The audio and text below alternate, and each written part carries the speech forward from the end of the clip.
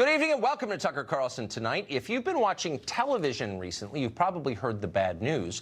The Trump administration is over, toast, cooked, done for good, and along with it, any hope of the middle-class revolution that 63 million Americans voted for 2 years ago. The reason for this tragedy is simple. The president has been caught committing felonies. Here's what the legal experts without law degrees are saying on television. If precedent means anything in the Trump era, Donald Trump must be impeached because of the crimes prosecutors say he committed in the Michael Cohen case. Both parties need to get on board to pass articles of impeachment. You have conspiracy, you have obstruction, you have campaigns finance, and you have emoluments. If the Democrats do not pursue this vigorously, they will be in some ways held accountable for abdicating their responsibility. It goes to the moral question, the ethical question. Democracy is at stake. This criminal must be brought up by the Congress of the United States for impeachment. We're not going to show you the Don Lemon tape. There's a lot of emotion there. But to sum up, they're telling us that we're staring down the barrel of a constitutional crisis. And that crisis stems from what MSNBC describes as, quote, the crimes prosecutors say the president committed in the Michael Cohen case. Which crimes were those? We have the answer. The relevant details were spelled out in a piece that ran over the weekend in the New York Times under this headline, quote, prosecutors say Trump directed illegal payments during campaign. The gist of the story is this. Trump's former lawyer, Michael Cohen, has told federal prosecutors that he facilitated payments to two women who said they had affairs with Donald Trump. And then, well, actually, that's it. That's the entire story right there. Paying these two women, say federal prosecutors and their flacks at NBC News, was a serious crime, a crime worthy of impeachment, if not indictment. Okay, but you might be wondering, how exactly is that criminal? Well, we're going to explain it to you. We're going to start by stipulating that everything Michael Cohen has told the feds is absolutely true. Now, assuming honesty isn't usually a wise idea with Michael Cohen, but for the sake of argument, let's do it in this case. Everything he says is true. Why is what Cohen is alleging a criminal offense? Remember the facts of the story. These are undisputed. Two women approached Donald Trump and threatened to ruin his career and humiliate his family if he doesn't give them money. Now, that sounds like a classic case of extortion. Yet, for whatever reason, Trump caves to it, and he directs Michael Cohen to pay the ransom. Now, more than 2 years later, Trump is a felon for doing this. It doesn't seem to make any sense. Oh, but you're not a federal prosecutor on a political mission. If you were a federal prosecutor on a political mission, you would construe those extortion payments as campaign contributions. You do this even though the money in question did not come from or go to Donald Trump's presidential campaign. Then you'd claim that Trump and Michael Cohen violated campaign finance law because they didn't publicly disclose those payments, despite the fact that disclosing them would nullify the reason for making them in the first place, which was to keep the whole thing secret. That is the argument you would make, both in federal court and through your proxies on cable television. It is insultingly stupid, but because everyone in power hates the target of your investigation, nobody would question you. And that's what's happening right now. Now, by this reasoning, any money a political candidate spends to maintain or protect his image while running for office now qualifies as a regulated campaign donation and has to be disclosed. That would include, by the way, in addition to an infinite number of other things, buying toothpaste and getting a haircut. It would definitely include the taxpayer-financed slush fund that Congress has set aside to pay off its own sexual harassment claims. Yes, those now qualify as campaign contributions. They must be publicly disclosed. Except, of course, they're not publicly disclosed, and they never will be. Why is that? Easy. Well, that might be a question for congressional leaders, including, now that we think about it, Congressman Adam Schiff of Burbank, California. He's the incoming chairman of the House Intelligence Committee, a very powerful man in the Congress. What does Mr. Schiff have to say about Congress not disclosing the very same payments that Democrats say Trump should be impeached for not disclosing? Let's ask him. There's a very real prospect that on the day Donald Trump leaves office, the Justice Department may indict him, that he may be the first president in quite some time to face the real prospect of jail time. Trump knows that he's facing some pretty strong criminal liability when he leaves office, one way or another. And, you know, even if a sitting president can't be indicted, he's got to know his future looks like it's behind bars unless he cuts some sort of deal with the prosecutors. So to translate, Trump's a criminal. He's going to jail for committing a smaller version of the same made-up crime that we in Congress have committed for years and forced you to pay for. And by the way, we're never apologizing for that because we don't have to, and CNN isn't going to make us. Screw you, America, and your stupid election. We're in charge. That's the real message here, in case you missed it. Chris Hahn is a radio host and former aide to Senator Chuck Schumer, and he joins us tonight. So, Chris, I know you don't like Trump. That's fine. But speak slowly so I can understand and explain to me why paying off someone who is extorting you, threatening to make public details of your personal life if she doesn't get paid, why paying that person is a felony. Well, first of all, we don't know that there was actual extortion here. We know that a payment was made. There was a catch and kill deal with the National Enquirer. Whether or not it was extortion, that hasn't been proven yet, nor has it even really been alleged in many cases. Well, by the I'm alleging. president. Hold on. Let me just stop and say I'm alleging it because it's obvious. You're not going to pay $100 grand or 150 or 200 grand to someone unless there's a threat to you and your reputation. This is extortion. Now, I don't know why it's not being prosecuted. I don't know why Trump isn't defending himself on those grounds. I would, but it clearly is extortion. Well, but why is it a crime to pay off someone who you had an affair with? Sometimes people want to tell us. They want to tell a story that he doesn't want told. He says, "Hey, just tell it to me. I'll pay for it and pay for yourself." That's what he did. That's what that. If I did that to you, you would call it. If I said, "Look, I know a detail about your sex life, Chris Hahn, and I'm going to tell it on my show on TV unless you pay me," that would be extortion, obviously. So this is extortion. But leaving that aside, why is it a felony to pay women you've had sexual relationships with? It's not a felony. It's a felony to do a campaign expenditure and not disclose it. And that's what How is this that a has campaign been. expenditure? This seems to have been a campaign. He made this during the campaign for the purposes of the campaign. There are tape recordings of him discussing this with Michael Cohen. And that's just for the purposes of the campaign. But hold on. I'm confused. No, it's not a small thing. It's the thing. This is the crime that the New York Times told us on Saturday. Federal prosecutors are alleging the president committed. It's a felony. And Michael Cohen pled guilty to a species of this. So I just want to get to the bottom of it. Why is that a campaign contribution to pay off a former girlfriend? I'm honestly confused. You're a campaign guy. Tell me. Look, there's also an allegation that he may have violated the Foreign Corrupt Practices Act when he was doing his deal in Moscow. Well, there are allegations that he killed Kennedy. But hold on. There's a lot more to this than just paying off porn how about stars one allegation? One allegation at a time. So federal prosecutors, this is not just something that dumb people on TV are talking about, though they are. This is something that prosecutors in New York State are saying they have apparently evidence to indict over. So tell me why, because a lot of people in Washington pay off their girlfriends, including lots of people in Congress. A lot of people in Congress, including, I'd even guess, some Democrats. Just throwing that out there. So tell me why that's a campaign contribution to pay off your girlfriend. Well, first of all, I think that fund that Congress was using to pay people off who were harassed needs to be disclosed, and the members who were involved with those disclosure decisions need to be removed. Oh, I'm sure that'll happen right away. That'll happen right away. I'm sure MSNBC will push real hard for that. Right, okay. So, but tell me why it's a campaign. I agree with you on that point. This is a central question. Why is it, and for all of us, why is that a campaign contribution? The money didn't come from the campaign. It didn't go to the campaign.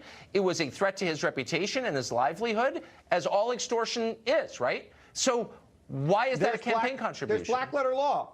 There's black letter law here, okay? The campaign finance law is pretty clear about what you can and cannot do with funds. And these funds were not necessarily from Trump's own pockets. There was all sorts of schemes put together by the president and Michael Cohen to move this money around, so it wasn't traced back to President Trump. But hold that on. in and of itself should raise red flags. People would be blowing their mind out right now if this was any other president. Maybe. I mean, we've never had a president like Trump in a million different ways. And I'm not defending. No, we never have. I'm not defending his personal life.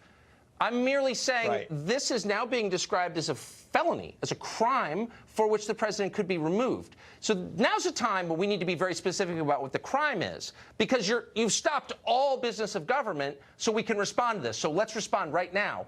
Tell me how and where in campaign finance law it says you're not allowed to use your money. There's no allegation this was campaign money. Your money to pay off a former girlfriend. There isn't. This made up. It's a lie. The allegation here is not. The allegation here is not that it's just his money. There's allegation that he moved money around through various schemes to pay these women off. No, but not from the campaign. No, but by the way, you're allowed to do that too. You're allowed to hide the payments. What is that a crime now? The payments that were campaign in nature. That is a violation. A clear violation of campaign finance law. I'm giving you a chance on TV. Hold on. No, just I'll let you speak, and I'll let you speak slowly so our audience can understand. Where in campaign finance law does it say that taking money that's not from your political campaign to respond to an extortion attempt or pay off your girlfriend or pay the gardener or pay anybody?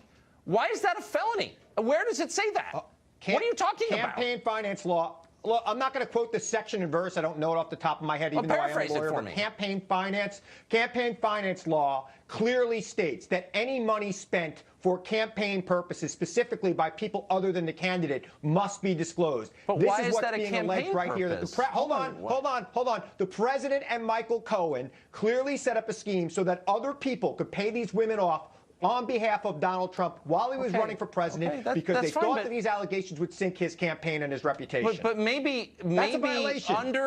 Actually, because anybody faced, I don't know a single man who faced with that allegation, who if he thought he could squelch it, wouldn't pay the person off because it does incalculable damage to your reputation, whether you're running for anything or not. And so it's so clearly not a campaign violation that I wonder if we want to set this precedent. Do you want to live in a world where people paying off extortion attempts are now campaign finance felons? I mean, this is lunatic, and you know it. This is strikingly similar to what happened to John Edwards. Yes, and it's awful. It's awful what happened to John Edwards. This is strikingly similar situation. And what happened to him was wrong. Look, it was another populist they took out with this BS campaign finance nonsense. Exactly what happened. Look, anyway, it is more than campaign finance law. Well, it's more than campaign finance law. It is the Foreign Corrupt Practices Act. Well, that's a totally separate thing. Problem. Look, if he violated that, I won't defend and it's also it. But in this case, this is made up. Part of this. All right. Chris Hunt, thank you. Thank you, Good to see you. One of the most hysterical reactions in the past few days came from a former Obama administration U.S. attorney who says the president should be stripped of his office. It could be that President Trump procured the presidency by fraud. When immigrants procure their citizenship by fraud, we strip them of their citizenship. When a president procures his presidency by fraud, should we consider doing the same? Alan Dershowitz is, of course, a retired Harvard Law School professor. He's the author of the book, The Case Against Impeaching Trump, and he joins us tonight. Professor, I got a couple questions, but the first relates just to the soundbite we played. Is there a provision in the Constitution for stripping, whatever that means, stripping the presidency from a president who you think is illegitimate, whatever that means?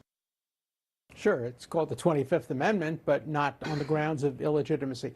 I want everyone out there to imagine the following scenario. Let's assume when Bill Clinton was running for president, Paula Jones came up to him and said, unless you pay me $130,000, I'll reveal our affair. And let's assume Bill Clinton and Hillary Clinton together did exactly what it's alleged that Donald Trump and Cohen did together. I guarantee you the New York Times, NBC, MSNBC would be railing against any prosecutor who dared to suggest that this was a violation of the campaign finance law. Everybody would be on the other side of this issue. There'd be Republicans out there saying, strip him of the presidency, impeach him, indict him.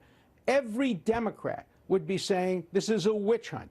This is terrible. We need a single standard. If you wouldn't go after Bill Clinton, don't go after Donald Trump. If you're going after Donald Trump, then you have to go after Hillary Clinton for everything that she allegedly did. For example, one of your guests talked about the Federal Corrupt Practices Act. That applies when you bribe a foreign official.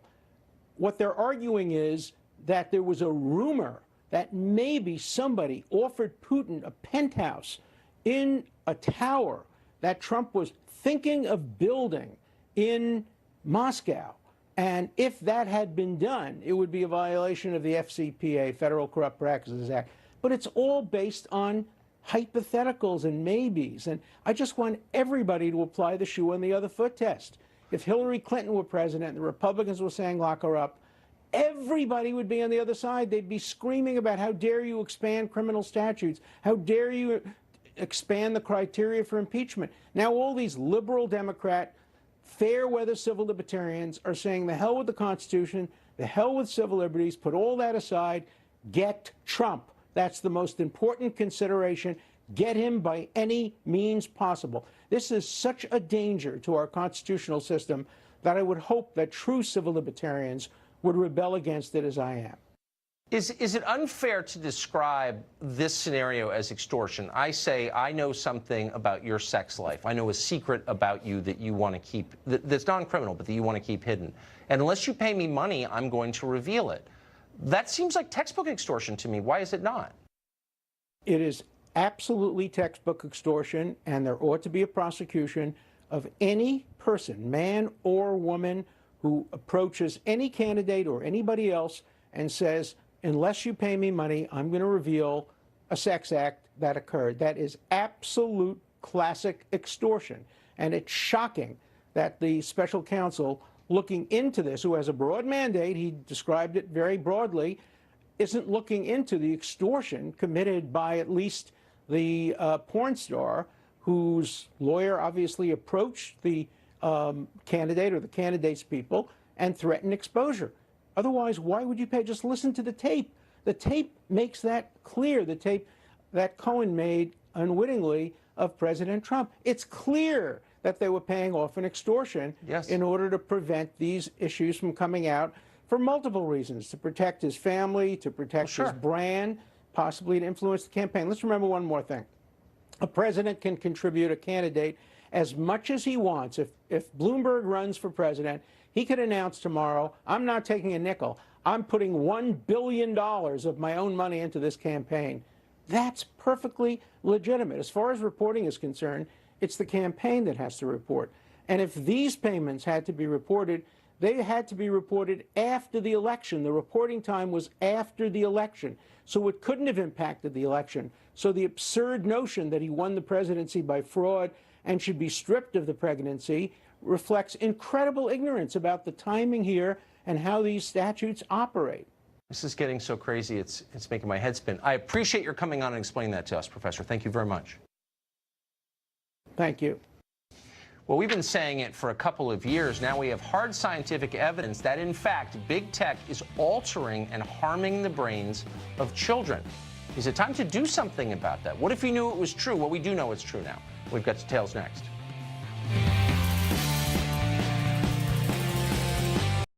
Claims. Well, Google collects more data than probably any other company and probably knows more about you than you do.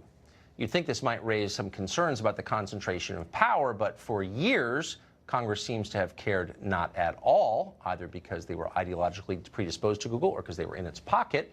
Meanwhile, Google became more and more powerful, ominously powerful. Now, finally, during a lame duck session, Congress has summoned the CEO of Google, Sundar Pichai, to answer some questions about data transparency. Coming to Capitol Hill this week, what should Congress ask him about? Harmeet Dillon has followed this issue maybe more closely than any other attorney in the United States, and she joins us tonight. Harmeet, thank you very much for coming on. So what should be the list of questions? Well, this is only a subset of the issues that people should be asking Google. That is the subject of the testimony tomorrow. But Google, for years, as you pointed out, has been collecting data and not disclosing to users, number one, the extent of the collection of the data or what they're doing with the data. We have also learned of significant breaches, including today an announcement of a major breach of 52.5 million users in the Google Plus failed experiment in social media. It's not clear when that happened. Google is not disclosing to people exactly what happened and what use has been made of it. And they, as you pointed out, they just get away with it because we have both effete politicians in Washington, even on the Republican side, and government agencies whose tasks it is to examine these issues and protect consumers. So consumers are really at a complete loss. Now, what I expect to happen on Capitol Hill tomorrow is that there'll be some posturing questions written by staffers that members of Congress are going to read out, and you're going to have some focus group tested, jargony, incomprehensible responses from Sundar Pichai designed to placate these folks. There'll be a little bit of a dance and everybody will go home not understanding what the answers were and not probably going to do anything about it. And this is a real tragedy and missed opportunity, Tucker. What a shame. I want to ask you another story, another element of the Google story. Newly leaked emails show that several Google employees plotted to destroy the news site Breitbart after the 2016 election. A secret internal discussion group labeled Resist, Google employees discussed how they could use the, quote, hate speech and fake news labels to justify cutting off Breitbart's ad revenues. Harmeet, this is kind of the stuff of conservative fever dreams that Google would be actually doing something like this. Are you surprised by it, and what can be done in response? Well, Google, A, I'm not surprised. B, Google is denying it, but there's extensive evidence that Google did this, and they did it in two ways. One way is right after the election, as you mentioned, a number of very excitable left-wing Google executives and employees tried to squeeze Breitbart and other conservative outlets into this hate speech category. They then confessed that after a lot of effort, that was really tough. So they also did a two-pronged approach, and the other side of that approach is having their ad people contact customers and tell them that it might be dangerous or a bad idea to advertise or allow their ads to be placed on conservative news websites like Breitbart and others. And they pointed to some outside groups like Sleeping Giant that makes it a business practice of defaming conservative writers and organizations and use that as a smear. Google also does this in many other ways, like through its YouTube. It categorizes content as sensitive, which automatically both makes it hard to find the content online and also strips that content from the ability to gain advertising revenue. So Google is doing this systematically. Google is doing this purposefully. Google is getting away with doing this. And I think it violates not just some laws, including Communications Decency Act and others, but it violates state laws that have to do with fraud and transparency, unfair business practices, and competition. Yeah. Again, Google is able to get away with this because they contribute to some conservative groups like CPAC, a lot of money to show up at CPAC, and certainly on Capitol Hill they get away with it, and we see nothing done to control this duopoly and monopoly on advertising revenue. It's very dangerous because it's shaping what young people in America who mainly get their news through Google see every day. Looking back, the Congress allowing Google to become more powerful than the U.S. government, subverting our democracy entirely, that'll be the thing we hold members responsible for, I think, historically. Harmeet Dillon, you will not be held responsible since you're a lonely voice on the right side. Thank you for joining us, as always. Thanks, Tucker. Meanwhile, we've been saying it for years. Now there is hard scientific evidence that big tech is, in fact, harming our children. A new 60 Minutes report this week highlighted research that shows children who use tablets, smartphones, and other screens for more than 7 hours a day, and that's a lot of kids, believe it or not, are developing different brain structures. Their brains are being damaged by this. Tom Kirsting is a psychotherapist who's written extensively on this subject, and he joins us tonight. You must feel vindicated by this report, Tom. I do. I'm actually happy to see it, to be honest with you, because it's something I've been speaking about for so many years at lectures and in my book. And now we could finally have some scientific preliminary evidence showing exactly what all of this tech is doing to the brain. So what is it doing? Well, first of all, the area of the brain called the cortex, which is the outer layer of the brain, the preliminary study that the researchers conducted shows a premature thinning of that part of the brain, okay? Which is kind of frightening considering the importance of that part of the brain, what it does, how it's very important just for human beings in terms of organizing, planning, and a host of other different things. Another component that you don't hear much about is something called neuroplasticity, which is actually the greatest breakthrough in modern-day psychology. And the term plasticity meaning that the brain, although very strong and rigid, can be molded and shaped if placed in the right environment for 3 or more hours per day. We know that the average kid is spending 9 hours a day on average in what I consider to be the most highly stimulating of worlds. And what happens is the brain will actually grow new neural pathways, or will reorganize its circuitry to adapt to that cyber world. And the problem is, what I'm seeing clinically is an unadapting of young kids in the real world, having a very difficult time coping with just the trivial nuances of life, the anxiety disorders, the depressions, and so forth. Yeah, well, and it's all kinds of measurements are showing the horrifying results of it. How young exactly are kids getting addicted? Well, we're seeing right now that there's some research that came out recently that there's kids as young as 2 years old showing signs of depression. And right now, the average age for first smartphone issuance is about age 10. And, when I give lectures, every parent knows that this is bad, but it's sort of, what you talk about, you love the term groupthink.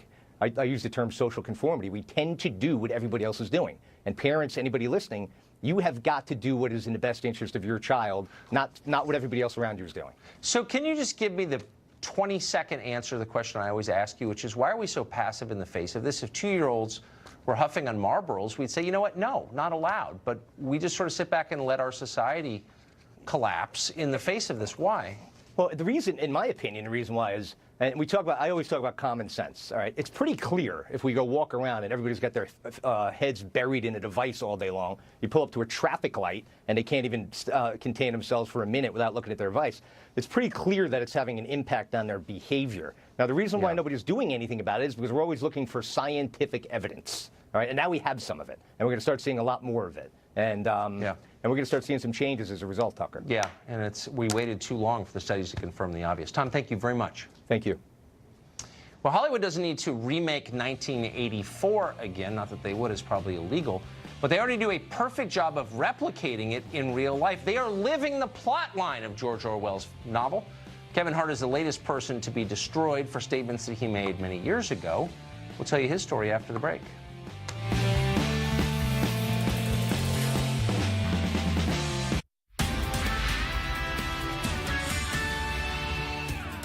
Live from America's News headquarters, I'm Trace Gallagher. No bail decision yet for a top Chinese executive who's facing possible extradition from Canada to the U.S. The case of Meng Wanzhou has fueled U.S.-China trade tensions and rocked financial markets. Meng is the chief financial officer of telecommunications giant Huawei. She was detained December 1st during a layover in Vancouver. She's accused of misleading banks about the company's business dealings in Iran.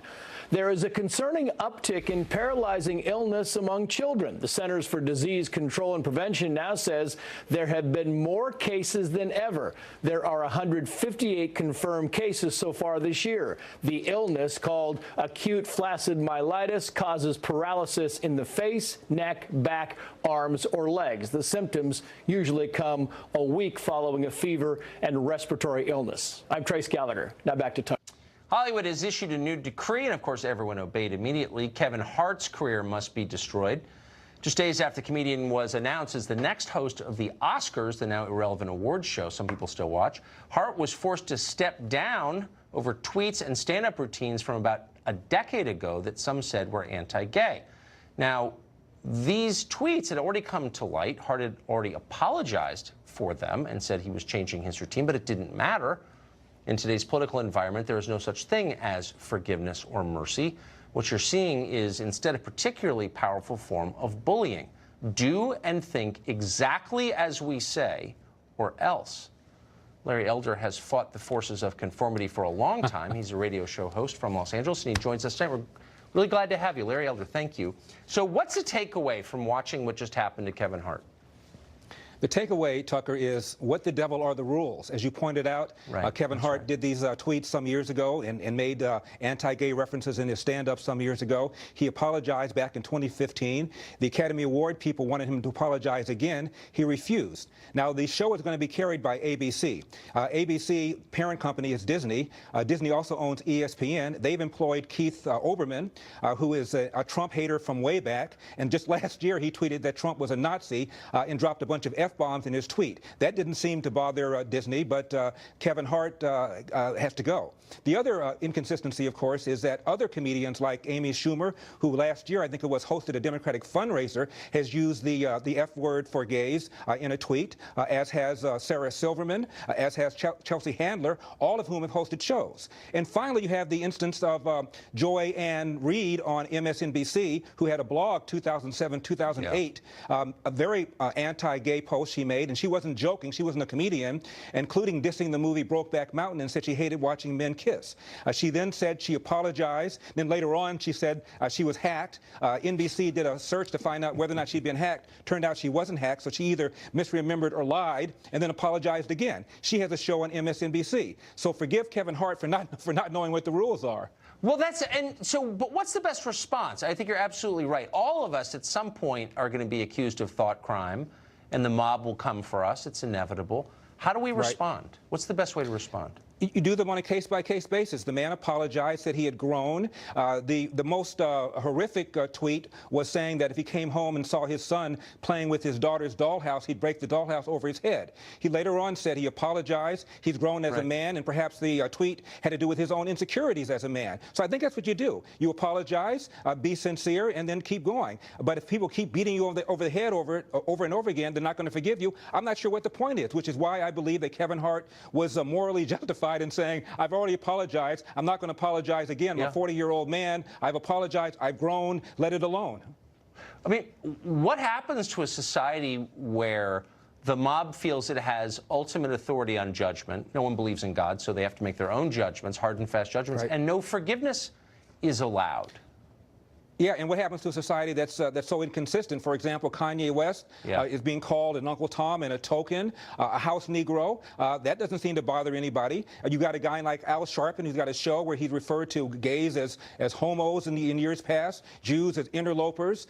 He falsely accused a white man of raping a black teenager. He has a show on television, every weekend. So, I'm not quite sure what to say, Tucker, other than it's terribly inconsistent. It seems to me there's one rule for people who are conservative and one rule for people who are on the left.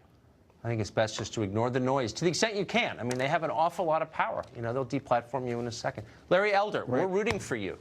They ever try that with you? You always have a home on this show. Good to see you. I could use the help. Thank you. Thank you.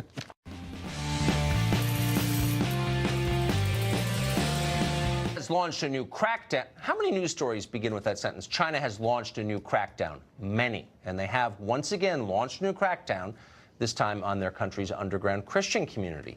In a coordinated sweep of nighttime raids, police rounded up about 100 members and the pastor of the Early Rain Covenant Church. Because the church does not submit to government control, it is illegal in China, and members have been forbidden from attending services.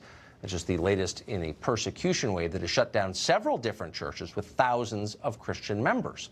This is what actual religious oppression looks like.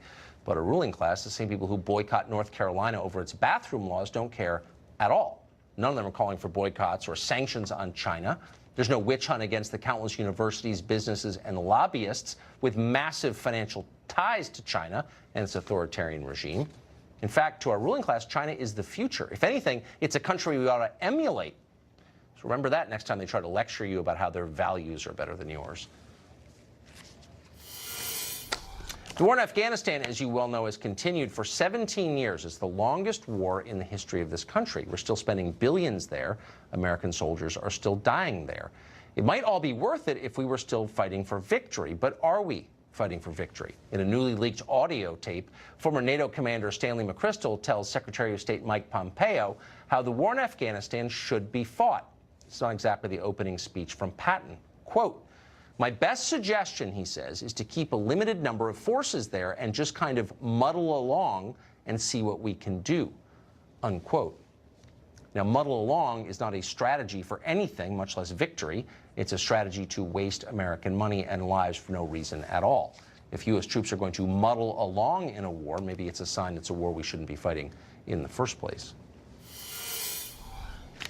Well, if you can remember back a year and a half, on June 1st, 2017, the president announced he was pulling this country out of the Paris Climate Accords. To hear the politicians and television news chin-tuggers react, you'd think it was the worst natural catastrophe, well, ever. What happened yesterday on the climate issue is an embarrassment to our country. It should be an embarrassment to him personally for how he answers to his grandchildren. People are going to die. Habitat will be destroyed. Seas will rise. Insects will spread. This will be the day that the United States resigned as the leader of the free world. He is not helping the forgotten American. He is hurting them. Their kids will have worse asthma in the summer. The president who talked about putting America first has now put America last. These people are so stupid, it's amazing they have jobs. The economy must be pretty strong, in fact, if those people have health insurance. One thing they said, though, is true. People were hurt, but not because we pulled out, but because other countries kept to the terms of the Paris Climate Accord, including France. This fall, France began to implement a gas tax to fight climate change, inspired by that agreement. Now, for the fourth weekend in a row, the city of Paris has been rocked by riots and mass protests. The city is burning and shows no signs of stopping. What did this? Progressive climate policy. Will the people who formulated it ever admit it? Of course not. They're too invested. Well, the press all of a sudden doing everything it can to kill Elizabeth Warren's presidential campaign before it even begins. That's kind of interesting. Is this a mercy killing or something else going on? Mark Stein joins us to unravel a delightful mystery after the break.